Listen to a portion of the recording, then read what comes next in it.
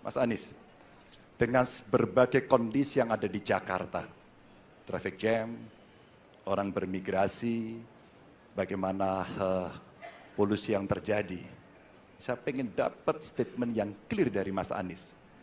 Apa pendapat Mas Anies ketika kemudian Indonesia sentris itu ingin dibangun, mimpi besar anak bangsa sejak presiden sebelumnya ingin dibangun untuk memindahkan ibu kota dari Jakarta ke IKN? Kalau ada masalah jangan ditinggalkan, diselesaikan. Itu filosofi nomor 1. Jadi ketika di Jakarta menghadapi masalah, maka masalah lingkungan hidup, masalah lalu lintas, kepadatan penduduk, ini harus diselesaikan. Justru ini yang harus dibereskan. Karena itu kami berpandangan masalah yang di Jakarta harus diselesaikan dengan transportasi umum yang dibangun.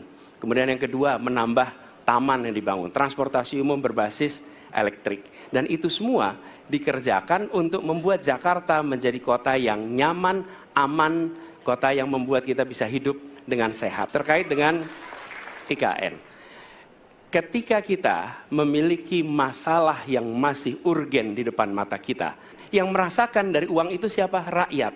Sementara yang kita kerjakan hanya membangun tempat untuk aparat sipil negara bekerja, bukan untuk rakyat.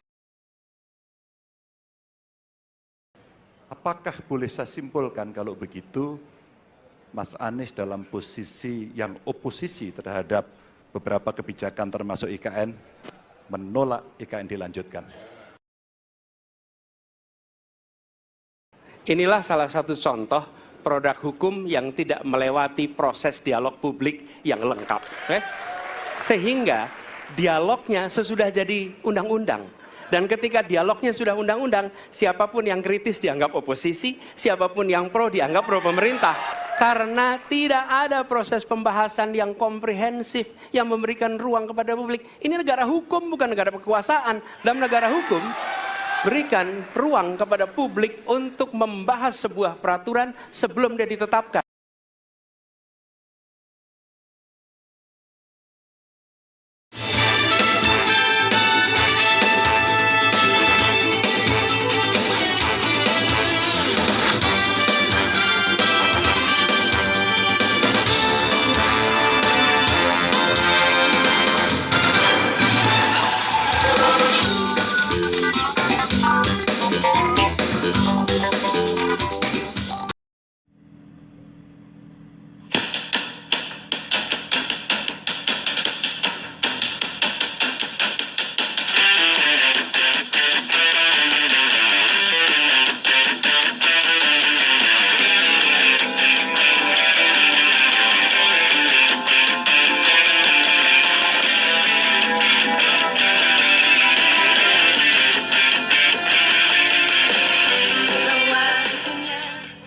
Dan selanjutnya kita akan berikan kesempatan calon presiden nomor urut 3 untuk bertanya kepada calon presiden nomor urut 1.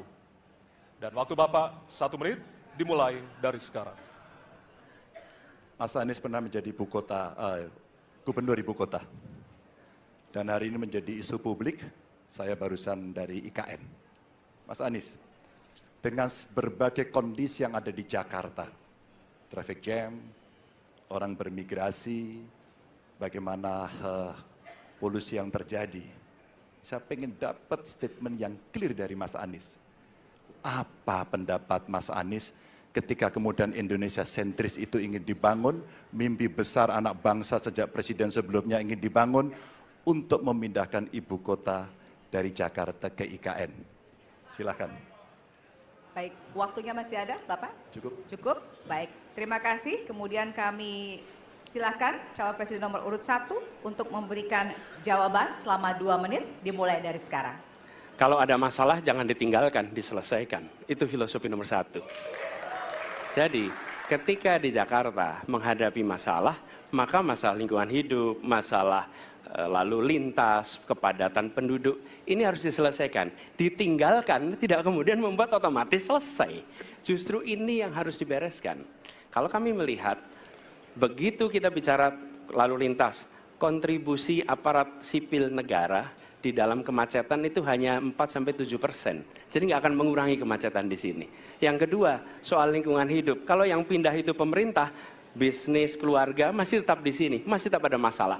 Karena itu kami berpandangan, masalah yang di Jakarta harus diselesaikan dengan transportasi umum yang dibangun.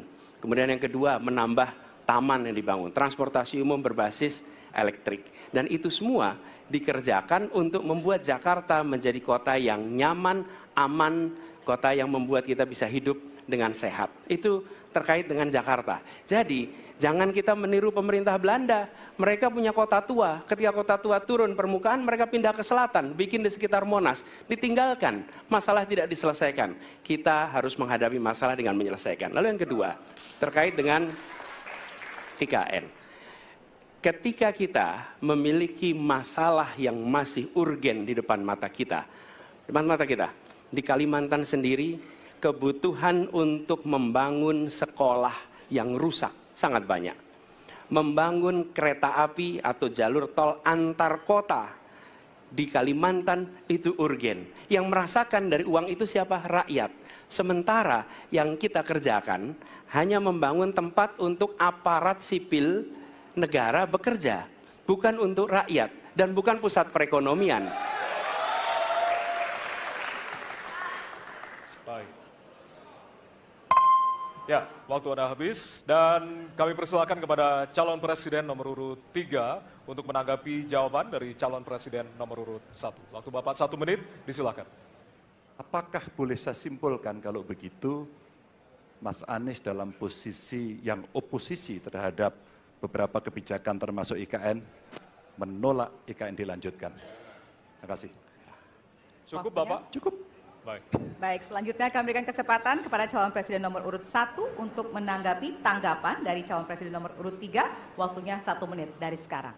Inilah salah satu contoh produk hukum yang tidak melewati proses dialog publik yang lengkap. Sehingga dialognya sesudah jadi undang-undang. Dan ketika dialognya sudah undang-undang, siapapun yang kritis dianggap oposisi, siapapun yang pro dianggap pro pemerintah. Kenapa? Karena tidak ada proses pembahasan yang komprehensif, yang memberikan ruang kepada publik. Ini negara hukum, bukan negara kekuasaan. Dalam negara hukum, berikan ruang kepada publik untuk membahas sebuah peraturan sebelum dia ditetapkan. Tapi ini nada-nadanya seperti negara kekuasaan, di mana penguasa menentukan hukum. Dan kemudian dari situ kita berdebat pro kon. Kami melihat ada kebutuhan-kebutuhan urgen yang dibangun untuk rakyat. Kalau hari ini kita belum bisa menyiapkan pupuk lengkap, tapi pada saat yang sama kita membangun sebuah istana untuk presiden, di mana rasa keadilan kita? Oke? Waktunya sudah habis. Ya, dan kami masih ada 1 segmen lagi. Untuk itu kami persilakan kepada bapak-bapak untuk kembali ke tempat duduk masing-masing. Masih ada 1 segmen lagi untuk bertanya dan juga saling menanggapi. Kami persilakan bapak-bapak untuk kembali ke tempat. Pada hadirin, kami mohon untuk tenang terlebih dahulu. Kita akan lanjutkan debat dengan suasana tentunya yang lebih hangat. Ya. Jadi tetaplah bersama kami di debat pertama calon presiden 2024.